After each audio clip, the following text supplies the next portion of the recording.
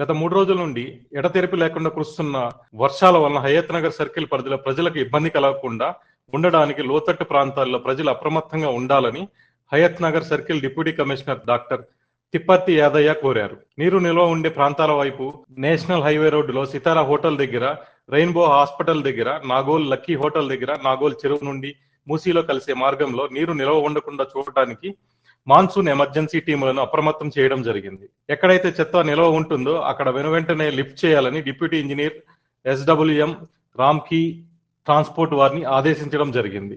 Circle పరిధిలో పర్యటించిన వారిలో superintendent engineer V Ashok Reddy, executive engineer Ramesh Babu garu, AE Rakesh Naik గారు పాల్గొన్నారు.